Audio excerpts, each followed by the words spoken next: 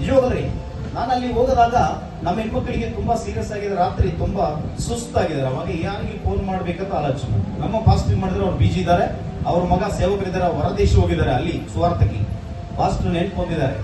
ಬ್ರದರ್ಗೆ phone ಮಾಡೋಂತ ಮಾಡಿದ್ರೆ ಅವರು ಮಾಡಿದ ಪ್ರಾರ್ಥನೆ ನಿಜ ಹೇಳ್ತಾ ಇದ್ದೀನಿ. ಅವತ್ತು ಏನೋ ಆಗ್ಬೇಕಿತ್ತು ಅವ್ರಿಗೆ. ಹಾಸ್ಪಿಟಲ್ ಹೋದ್ರೆ ಒಂದು 50,000 ಆದ್ರೂ 1 ಲಕ್ಷ ಆಗ್ಬೋದು.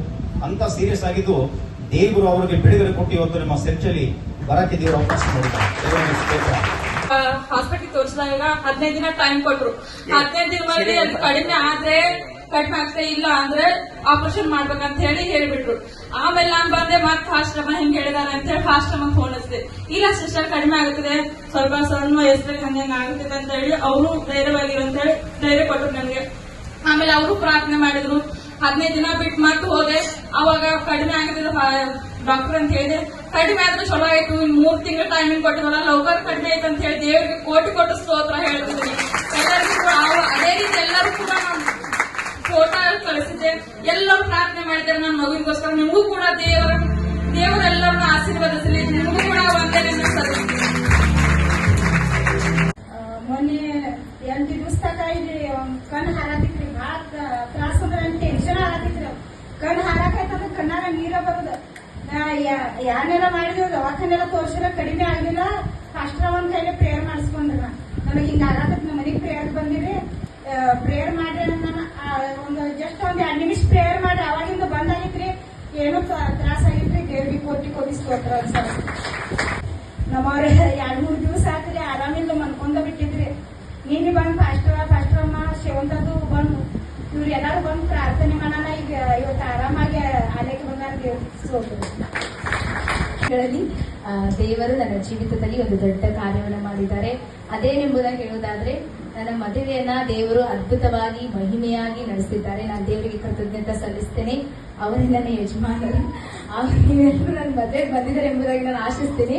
ಕೆಲವೊಂದು ಜನ ಬಂದಿದ್ರು, ಕೆಲವೊಂದು ಜನ ಬರಲಿಲ್ಲ.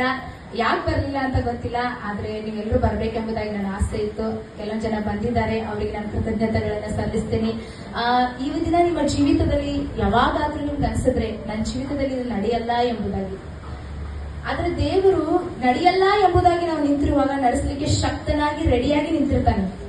ಆದ್ರೆ ನಾನು ನೀನು ಏನಾಗಿರ್ಬೇಕಂದ್ರೆ ದೃಢವಾಗಿ ನಿಂತು ಆ ಅದ್ಭುತವನ್ನ ರಿಸೀವ್ ಮಾಡಿಕೊಳ್ಳುವಂತವರಾಗಿರ್ಬೇಕು. ನನ್ನ ಹೇಳಿ ಅದೊಂದು ವಾಕ್ಯ ತಲೆಯಾಗಿದ್ರು ಎಲ್ಲಾ ಬ್ಯಾಡ್ ಅಂತ ಕೂತೀನಿ. ಅವಾಗ ಕಲ್ಲಪ್ಪನ ಫೋನ್ ಹಚ್ಚರು, ತಂಗಿ ಪೈಲಾದಿಂದ ಹೆಂಗ್ ಪ್ರೇಯರ್ ಮಾಡ್ತಿದ್ದೆ ಹಂಗ್ ಪ್ರೇಯರ್ ಮಾಡು, ಪಾಲಕದ ಕಾಂಟ್ಯಾಕ್ಟ್ ಇಟ್ಕೋ, ಎಲ್ಲಾ ಚಲೋ ಆಗ್ತಿದ್ದ. ನನ್ನ ಅದ ನಂಬಿಕೆಯಿಂದ ಇಟ್ಕೊಂಡು ಈಗ ನಮ್ಗೆ 2 ಮಕ್ಳು ಅದಾವಿ, ಒಂದ್ ಹೆಣ್ಮಗು ಒಂದ್ ಗಂಡು ಮಗು. ದೇವರಿಗೆ ಕೋಟಿ ಧನ್ಯವಾದಗಳು. ಒಂದ್ ಆಸೆ ಇತ್ತು ಗೋಲ್ಡ್ ರಿಂಗ್ ಮಾಡ್ಸ್ಕೋಬೇಕಂತ ಹೇಳಿ. ಅದೇ ರೊಕ್ಕನ ನಿನ್ ಸನ್ನಿಧಿ ಕೊಡ್ತನಪ್ಪ, ಇಲ್ಲ ಏನಾರು ಕಾಯಿನ್ ಮಾಡಿಸ್ಕೊಡ್ತನಪ್ಪ. ಒಟ್ನಲ್ಲಿ ನನಗೆ ಮಕ್ಳು ಬೇಕು. ಬಂಗಾರಕ್ಕಿಂತ ನನಗೆ ಮಕ್ಳು ಬೇಕು. ಬಂಗಾರ ಅಂತ ಮಕ್ಕ ನನಗೆ ಕೊಡ್ಬಾತಾಣಿ. ಈ ಇದನ್ನ ತಗೋ ಜೊತೆಗೆ ನಾ 1 ಗ್ರಾಮ್ ಕಾಯಿನ್ ಸಭೆ ಕೊಡೋದ್ ಜೊತೆಗೆ ನಾ ಯಾವಾಗ ಒಂದ್ ಗ್ರಾಮ್ ಕಾಯಿನ್ ತಗೊಂಡ್ರೆ ನನ್ ದೇವ್ರ 10 ಗ್ರಾಮ್ ಬಂಗಾರ ತಗೋಷ್ಟು ಶಕ್ತಿ ಕೊಡ್ತೀನಿ. ನನ್ಗೆ ಏನೇ ಸಮಸ್ಯೆ ಇದ್ರು ಫಸ್ಟ್ ಫೋನ್ ಹಚ್ಚಿದಾಗ ಪ್ರೇ ಮಾಡಿಸ್ಕೊಂಡಾಗ ನಾವು ಎಲ್ಲಾ ಆರಾಮಾಕೈತ್ರಿ. ಫಸ್ಟ್ ಕೋಟಿ ಧನ್ಯವಾದಗಳು. ಯಾಕಂದ್ರೆ ಕಷ್ಟ ಇದ್ದಾಗ ನಾವು ಫೋನ್ ಹಚ್ಚಿದಾಗ ಅವ್ರು ಫೋನ್ ಎತ್ತಿ ಪ್ರೇಯರ್ ಮಾಡ್ತಾರಲ್ಲ, ಕೋಟಿ ಧನ್ಯವಾದ.